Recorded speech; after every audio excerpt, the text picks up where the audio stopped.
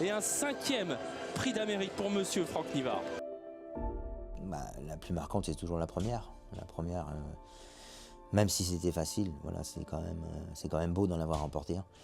Et après, Ready Cash, Bold Eagle, voilà, j'ai vraiment été chanceux de rencontrer ces chevaux-là, mais je pense que c'est quand même la première, la plus belle.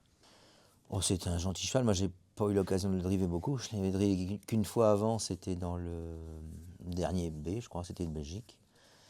Et j'en ai 25 mètres ferré, donc c'était juste histoire de me le mettre en main, quoi. Et il m'avait donné une bonne impression, il courait bien derrière, tranquille. Donc non, le chat était bien, il avait été bien préparé pour le Prix d'Amérique. J'ai pu monter en dehors et prendre mes aises en partant, il était bien parti franchement. Et après c'était un cheval assez facile, qui avait pas besoin des autres, quoi. Il pouvait aller devant et imprimer son rythme, donc c'est quand même plus facile. C'est vrai qu'une fois que j'ai pris la tête, c'était vraiment facile, il a gagné vraiment facilement.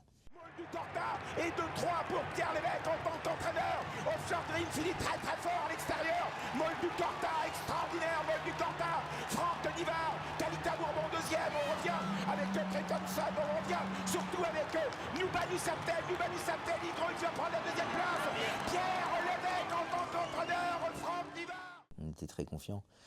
Le cheval était vraiment très bien. Puis l'année d'avant, il avait montré qu'il avait les capacités de pouvoir s'imposer dans une course comme ça. Donc oui, forcément, on était logiquement très très confiants. C'était un favori assez logique.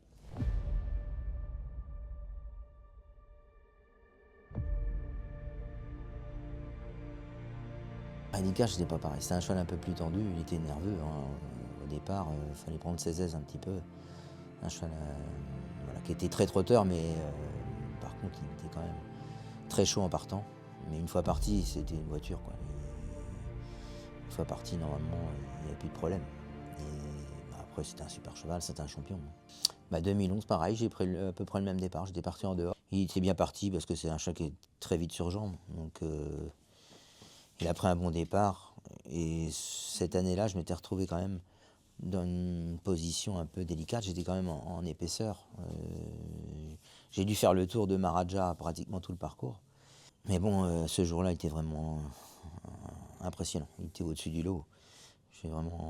J'étais facile tout le parcours. J'étais vraiment au petit trot, même en dehors de Maharaja. J'avais sa mesure dans l'année tournante. C'est pour ça que j'ai pas hésité à accélérer à l'intersection des pistes. Et mon cheval a fait facilement la différence, quoi. Il était vraiment impressionnant ce jour-là. Franck Nivard, Maharaja est deuxième. Maharaja qui revient sur Ready Cash. Maharaja les deux favoris. Ready Cash, IPP pour Ready Cash, Franck Nivard, Thierry Duval-Destin. Donc il était vraiment supérieur, quoi. Il a gagné vraiment en champion. Je pense que c'est sa plus grande victoire.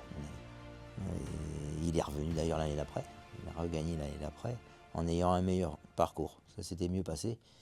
J'ai eu peur un petit peu dans l'année tournante. Et je commençais à trouver le temps long un peu parce que je voyais bien que j'étais emmuré dans le dos des chevaux de tête et je ne pouvais pas sortir. Et j'ai eu un peu de chance que Privatlove, qui était en dehors de moi, était un peu fatigué, était un petit peu sur ses fins. Et voilà, Mathieu n'a pas été trop dur, quoi. Il aurait pu insister un peu plus, mais voilà, voyant qu'il était battu, il n'a pas cherché à mettre les jambes. Donc j'ai pu sortir. Et une fois que j'étais sorti, après voilà, j'étais plus relâché, quoi. Bah, c'était vraiment un champion, quoi. Et en plus, il a été un grand producteur. J'ai vraiment été chanceux de le rencontrer parce que voilà, au départ, c'était pas moi, c'était Bernard Piton qui le drivait. Et du coup, après, c'est moi qui ai récupéré le cheval, mais le cheval était tout neuf à 4 ans. Voilà, puis c'était un crack, quoi. Il avait déjà tout gagné, il était déjà supérieur à sa génération. Donc ça a été plus facile. On se rend pas trop compte sur le coup. C'est après, même des années après, on se dit on a vraiment été chanceux de tomber sur des chevaux comme ça. Après, c'est même grâce à lui que je suis tombé sur son frère, sur le fils, Bold Eagle.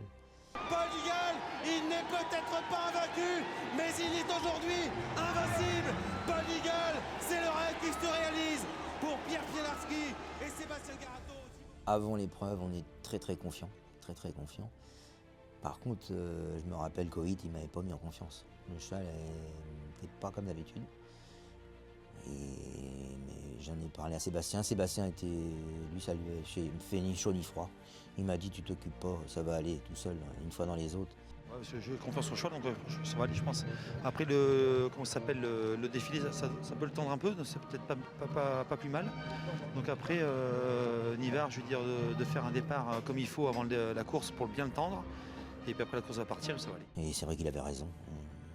C'était un chic cheval qui était très, très sympa à driver, quoi. Il était assez facile, à part un petit peu nerveux avant le départ. Il avait un peu de ses manières avant le départ, mais par contre, c'était un cheval, une fois parti, qui était très, très maniable, quoi. C'est un chic cheval. Cette année-là, il avait que 5 ans, mais il était vraiment au-dessus du lot. Voilà, c'était un super cheval. À 4 et 5 ans, je pense que c'était vraiment un grand crack. Franck Nivard, la superstar Bold Eagle porte le numéro 17, c'est le grand favori.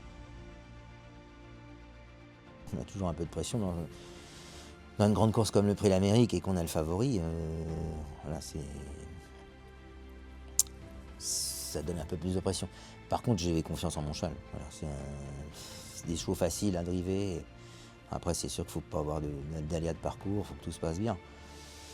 Et bon, mais il faut quand même aussi avoir un peu de chance, parce que la deuxième année de Bold Eagle, j'ai vraiment été chanceux. En partant pas très bien, ça s'est super bien mis derrière. Donc là, si c'est un jour où on n'est pas en forme, on ne gagne pas. Bah, c'était un départ laborieux, oui. J'étais parti derrière les autres. Mais du coup, ça m'a mis une course parfaite. J'ai eu un parcours de rêve. J'ai fait aucun effort et je me suis retrouvé dans le dos de Jean-Michel, qui avait Bélina Josselin, qui était la jument à battre, qui m'a ramené sur un plateau. Donc dans l'allée tournant, j'étais quasiment sûr de gagner. Et c'est vrai qu'on a été chanceux quand même. Et voilà Bold Eagle maintenant qui est lancé tel un grand champion. Il passe à l'attaque et à ce moment-là, on le sait, il est irrésistible. Bold Eagle qui s'envole vers un deuxième Prix d'Amérique. Quelle victoire! Deuxième place pour Bélina Josselin.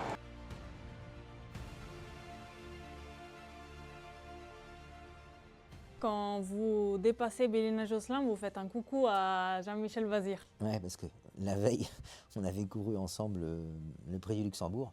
Il m'avait chambré un peu à mes lignes droites. Donc je me suis dit, il vaut mieux qu'il gagne la veille et que je le batte le lendemain dans cette course-là. Donc oui, c'est pour ça que je me suis permis de le chambrer dans cette course-là.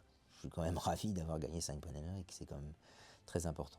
On est chanceux, je trouve, d'être tombé sur des super chevaux comme ceux-là, comme Ready Cash et Bold Eagle et Molle du Corta, c'est 3 grands chevaux. On a été chanceux et en plus tout s'est bien passé, quoi. J'ai pas eu de problème de trafic, ça aurait pu. Donc voilà, et pas de problème de santé non plus. Donc j'espère que ça va durer encore un petit peu.